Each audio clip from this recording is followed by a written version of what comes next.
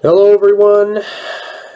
Conservative commentator Candace Owens and some others are now discussing some alleged past crimes committed by George Floyd, but the worst one that I'm aware of was him robbing a pregnant woman at gunpoint. But even if we were to say for the sake of argument this is all true and Floyd was as big a scumbag as is alleged, this still completely misses the point. I understand the frustration at all the leftists that are using this to race bait and virtue signal, but this isn't how you counter their arguments. By doing this, you're playing their game by their rules and to their terms by making this about George Floyd himself instead of focusing on the bigger picture, like the growing police state. Some of you claim you're doing this so Floyd doesn't become a martyr, but it's kind of already too late for that, because the man was basically murdered in broad daylight by a cop. Whether George Floyd was a good person or not is completely irrelevant because what happened to him was still in all but name an extrajudicial execution of a man who may or may not have been guilty of the crime he was accused of, which was passing a fake $20 bill. By murdering this man, Officer Chauvin violated his Sixth Amendment rights to due process and violated his Eighth Amendment protections against cruel and unusual punishment, and violated his oath to protect and defend the Constitution, and the other officers, by failing to stop him, acted as accomplices. But he was a scumbag is not a valid argument because even criminals have rights. And again, Mr. Floyd's right to a fair trial, right to not have cruel and unusual punishments inflicted upon him were violated. He may have passed a fake 20, but since he won't have a trial anytime soon, I doubt we're going to find that out for sure. Listen, I work in the grocery business, and counterfeit bills have become so common that a lot of innocent people have unknowingly gotten their hands on them. What if George Floyd was one of those people? I mean, I've had customers tell me they've gotten fake bills even from the bank. This provides some reasonable doubt to Floyd's guilt in this case, but even if he were 100% guilty, and it was proven, I still don't see how suffocating Floyd to death was a suitable punishment. Now, you right-wing statists like to claim that we're a nation of laws, yet far too often turn a blind eye to decades of police misconduct that's getting increasingly worse. You claim to be for small government. You're just as guilty as the Democrats, who hypocritically support Constitution-shredding bills like the 1994 crime bill and stop and frisk that led to the death of George Floyd in the first place.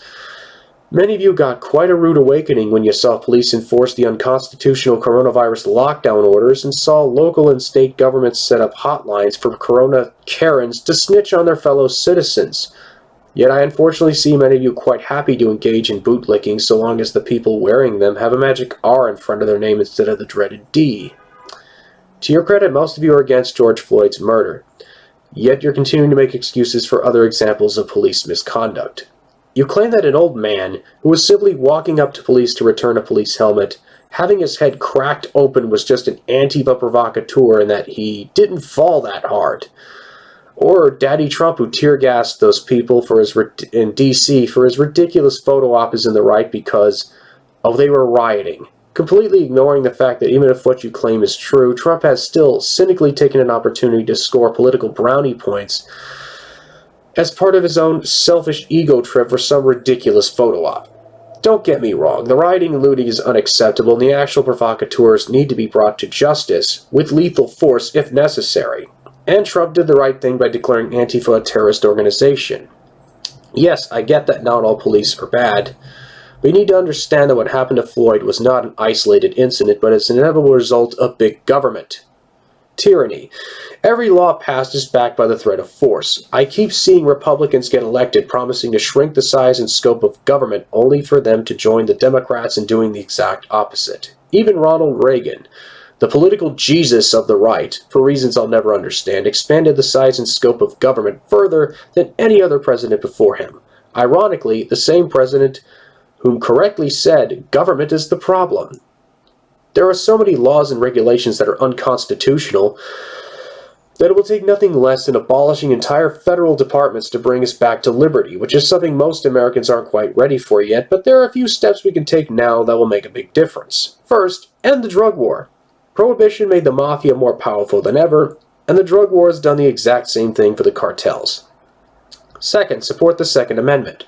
Trump, despite his claims to the contrary, is no friend of the Second Amendment. Trump supports red flag laws where people can have their right to bear arms taken away from them with no due process whatsoever based on the mere suspicion that they might be a danger to themselves or others, and you Trumpsters need to stop saying he's just playing 4th D chess whenever he screws up. You guys would have been all over Obama if he'd said take the guns first and have due process later. Yet I hear dead silence in regard to Trump on that. Third, end qualified immunity. Qualified immunity is a legal fiction made up by courts that allows police and other government agents to in many cases be completely above the law. Thanks in part to qualified immunity, the FBI and the ATF were able to get away with murdering children in Waco in 1993. Fourth, make lawsuit settlements involving officer misconduct come directly out of the officers' pockets. You can't just say if you don't break the law, they'll leave you alone anymore and still claim to be for the rule of law and smaller government. Until you join the likes of Rand Paul and Thomas Massie and start dismantling the police state, then you're not for small government despite your claims to the contrary.